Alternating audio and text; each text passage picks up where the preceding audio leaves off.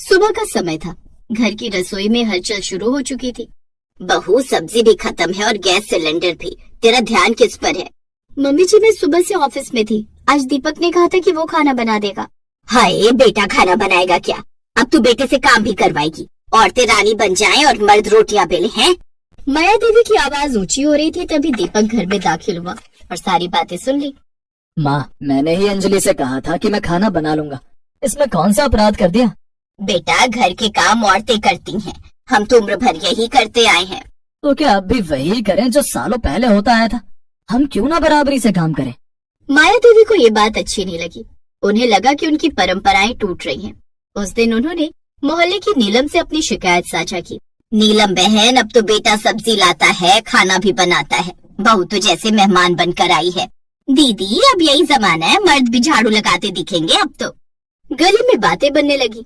दीपक अब पड़ोस की नजर में घरेलू पति बन गया था, लेकिन उसने किसी बात की परवाह नहीं की। अंजलि, मैं सब जानता हूँ मोहल्ले में क्या हो रहा है, लेकिन जब तक हम एक दूसरे को समझते हैं मुझे फर्क नहीं पड़ता। दीपक, बस मम्मी जी को समझना मुश्किल है। माया देवी के अंदर कुछ खटकने लगा था। उन्हें लग रहा था कि उनका बेटा अब उनकी बातों को पहले जैसा महत्व नहीं देता। माया, बहू बेटा दोनों काम में हाथ बटा रहे हैं, इसमें क्या बुरा है? मर्द को मर्द ही रहने दो राजीव जी। रसोई में उसकी इज्जत नहीं बढ़ती। एक दिन दीपक ने माँ के लिए खाना बनाया, पराठा और खीर। माँ, आपके लिए बनाया है, खाइए ना। मुझे भूख नहीं है। बेटे से खाना बनवाऊंगी तो बहू की क्या जरूरत? माया का गुस्सा बढ़ता जा रहा था। दीपक कुछ नहीं बोला, लेकिन अंजलि से ये सब छुपा नहीं था। दीपक, मुझे लग रहा है कि मम्मी जी मुझसे नाराज हैं। तुमसे नहीं, खुद से है। उन्हें अब भी लगता है कि उनका बेटा सिर्फ रोटी कमाने के लिए है, बेलने के लिए नहीं। कुछ दिनों बाद अंजलि की सहेली शिवानी घर आई। माया देवी से उसकी छोटी सी बातचीत ने माया को सोचने पर मजबूर कर दिया। आंटी जी, दीपक और अंजलि जैसे लोग ही समाज को बदलते हैं। किसी भी बदलाव की शुरुआत घर से होती है। क्या मैंने कुछ गलत कर दिया? माया देवी की आंखों में एक हल्की सी पश्चाताप की परछाई थी। उसी शाम जब दीपक और अंजलि लौटे। बेटा, आज खाना मैं बनाऊंगी, पर तू साथ देना। जरूर माँ, सब्जी मैं बना देता हूँ, अब रोटियां बेलिए। हाय, बेटा खाना बनाएगा? हाँ माँ, बनाएगा। माया देवी ने अंततः ये स्वीकार किया कि बेटे का रसोई में जाना कोई शर्म की बात नहीं, बल्कि जरूरत और समझदारी की बात। लेकिन बदलाव कभी स्थायी नहीं होता जब तक सोच पूरी तरह ना बदले। और इसी सोच को फिर से चुनौती मिली जब घर की दहलीज पर एक नया चेहरा दिखाई दिया। दोपहर का समय था। दरवाजे पर दस्तक हुई। नमस्ते आंटी, दीपक है क्या? तुम? मैं रश्मि, दीपक की कॉलेज फ्रेंड। रश्मि, तू यहाँ? पास के कॉलेज में गेस्ट लेक्चर था तो सोचा तुझसे मिल लूं। रश्मि की मुस्कुराहट ने माया देवी की सोच को तुरंत पीछे घसीट लिया। कहीं बहू की जगह और कोई तो नहीं पसंद थी बेटे को? दीपक, तुझे याद है कॉलेज के वो दिन जब तू हमारे लिए खाना बनाता था? तेरी बिरयानी आज भी याद है। तो तू जानती है कि मेरा बेटा खाना बनाता है? बिल्कुल, कॉलेज में तो यही हमारा शेफ दीपक था। माया देवी का चेहरा कठोर हो गया। उनकी आंखें अब दीपक पर नहीं अंजलि पर टिक गई थी।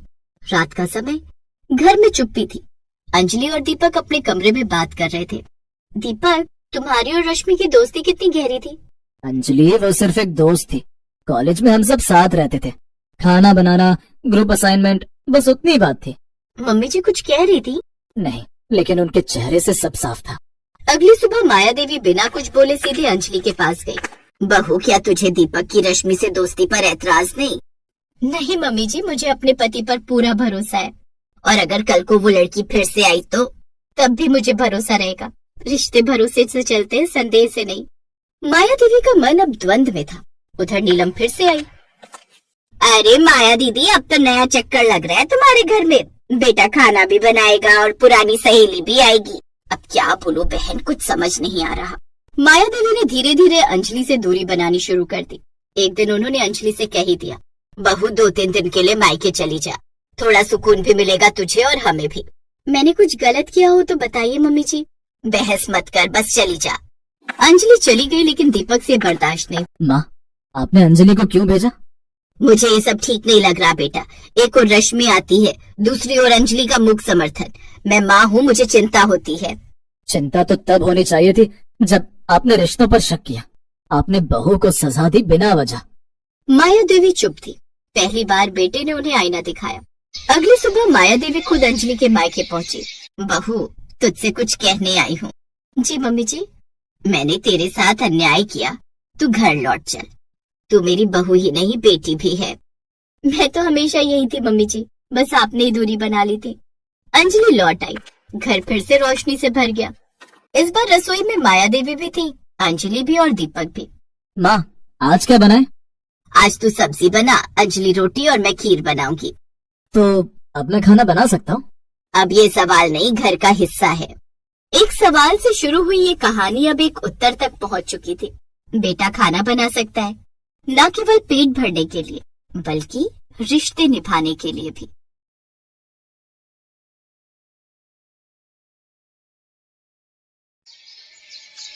आंटी, जरा पानी ले आना एक गिलास। अभी लाई बेटिया। ठंडा चाहिए या गरम? थोड़ा ठंडा ही चाहिए। ठीक है बेटी, अभी लाई। ये लो पानी। Thank you aunty. अरे ये तो बहुत ही ठंडा है आंटी, ये पानी तो मेरा गला पकड़ लेगा। ज्यादा ठंडा ले आई क्या मैं? और नहीं तो क्या, मुझे दूसरा पानी चाहिए। अब हाँ, अभी लाती हूँ। आंटी जरा देख लिया करो कि पानी कैसा है। आगे से ध्यान रखूंगी प्रिया बेटी। बेचारी अनीता मुंह लटकाकर वहाँ से चली गई और सोफे पर बैठी प्रिया आराम से टीवी देखने लगी। दिल्ली के एक पॉश इलाके में प्रिया अपनी माँ प्रमिला और भाई पवन के साथ रहती थी और अनीता इनके घर काम किया करती थी। पवन और प्रिया के पापा बहुत अमीर आदमी थे। 5 साल पहले जब उनका निधन हुआ तो सारा काम धाम पवन ने संभाल लिया। फिर एक रात, प्रिया सो जाओ, कल कॉलेज नहीं जाना क्या? ओह शिट, 11 बज गए। हाँ माँ, कॉलेज जाना है ना। पता है कल तो बहुत इम्पोर्टेंट लेक्चर है। ठीक है, पर उसके लिए सोना पड़ेगा, समझी? चलो अब सो जाओ। अनीता गैस वैस बंद करके तुम भी सो जाओ। जी मालकिन।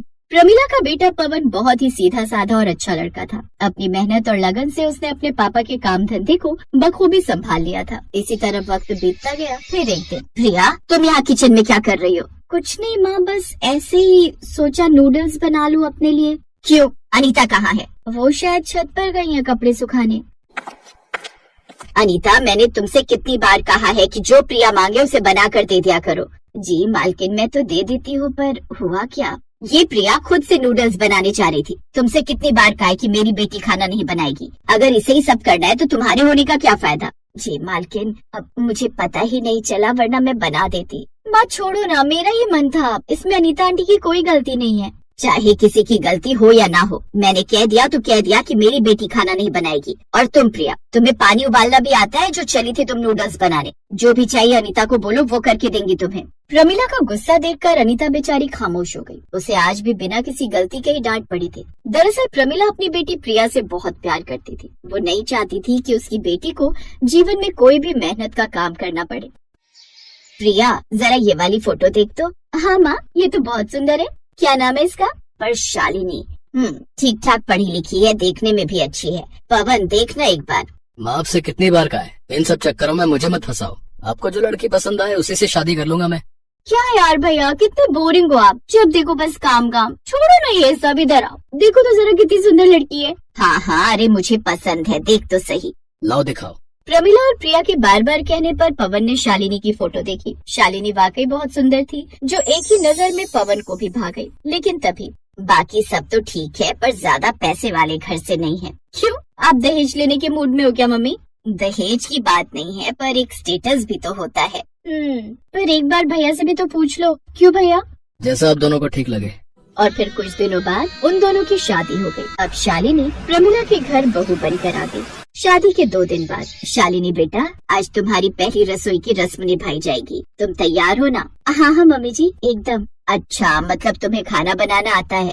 अरे मम्मी जी, आप तो हुक्म करो, क्या खाने का मन है। मैं सब बना लेती हूँ, मुझे सब कुछ अच्छे से आता है। शालिनी का कॉन्फिडेंस देखकर प्रिया को बहुत अच्छा लगा। ठीक है, एक काम करो, आज तुम शाही पनीर बना लो और साथ में करारी भिंडी। बस, साथ में आपको मूंग दाल का हलवा भी मिलेगा मम्मी जी। खाने के बाद कुछ मीठा तो होना ही चाहिए, है ना? हाँ शालू भाभी, सही कहा। मूंग दाल का हलवा तो मुझे भी बहुत पसंद है, पर मैंने तो वो बस शादियों में ही खाया है। ठीक है शालिनी, अब तुम किचन में जाओ, अनीता तुम्हारी पूरी मदद करेगी।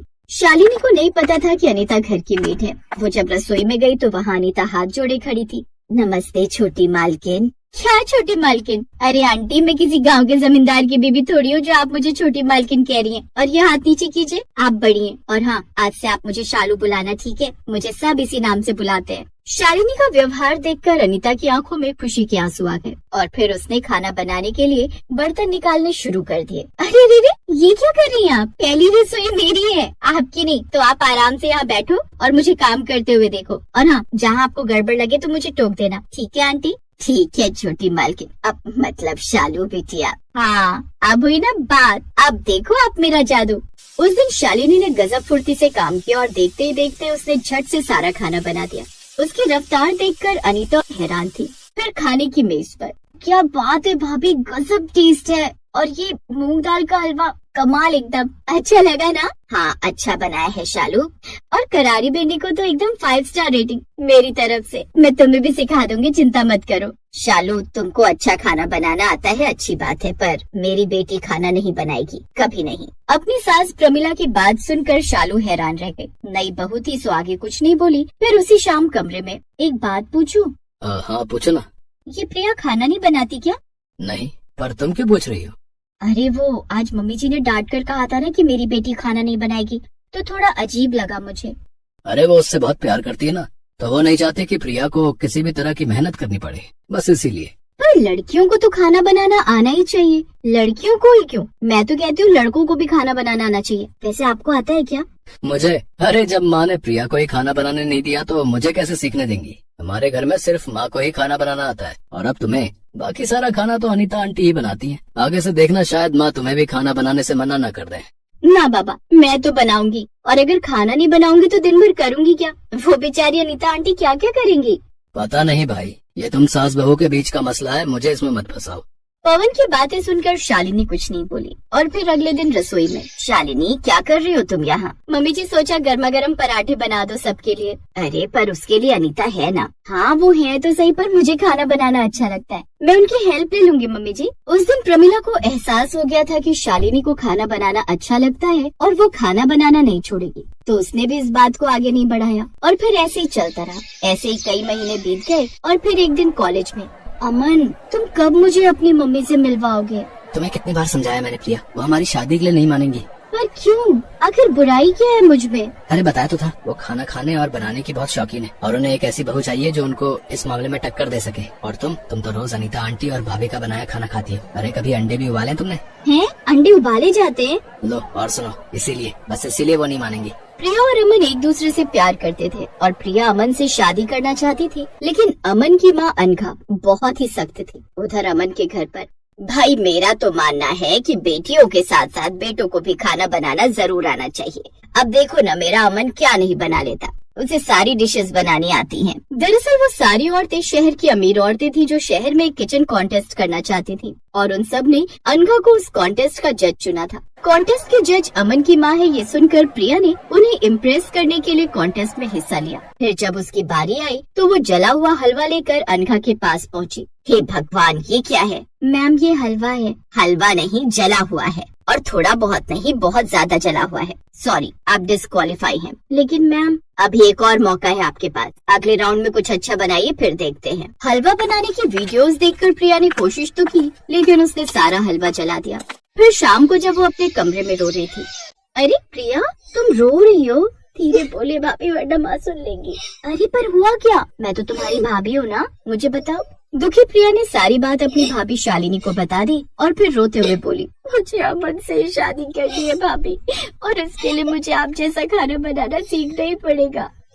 अब समस्या ये है कि ऐसा क्या किया जाए। अगर किसी तरह मम्मी जी रोज घंटा 2 घंटा घर से बाहर रहे तो मैं तुम्हें खाना बनाना सिखा सकती हूँ। शालिनी बहुत ही समझदार थी। उसने मोहल्ले की औरतों से बात करके विमेन क्लब खुलवा दिया और इधर घर पर प्रिया की कुकिंग क्लास चालू हो गई। इसी तरह 2 महीने बीत गए और फिर नेक्स्ट राउंड वाले दिन, तुम तो पहले भी आई थी ना शायद? जी मैम, पर तब मुझे कुछ नहीं आता था, लेकिन अब आप जो कहेंगी मैं वो बना दूंगी। अच्छा, इतना कॉन्फिडेंस? तो ठीक है, मुझे भरवा बैंगन बना कर दिखाओ। प्रिया के चेहरे पर मुस्कान थी। उन 2 महीनों में उसने शालिनी से हर डिश बनाना सीख लिया था। उस दिन उस कॉन्टेस्ट में शालिनी और चुपके से अमन भी बैठा था। उसकी रफ्तार देखकर शालिनी बेहद खुश थी और अमन हैरान। भाभी कमाल कर दिया आपने तो। अरे अभी तो आप देखते जाओ। इस बात पर दोनों हंसने लगे और उधर देखते ही देखते प्रिया ने झट से भरवा बैंगन बना डाले। अब बारी थी चखने की। आहा, क्या टेस्ट है, बहुत शानदार बेटी। ऐसे भरवा बैंगन तो मैं रोज खाना चाहूंगी। वैसे नाम क्या है तुम्हारा? जी प्रिया। गुड, जिससे भी तुम्हारी शादी होगी बहुत खुशकिस्मत होगा वो। इतनी सुंदर शेफ जो मिल जाएगी उसे। अनघा की बात सुनकर प्रिया शर्मा गई और उधर अमन मन ही मन खुश हो रहा था, क्योंकि अब वो जानता था कि अब वो खूबसूरत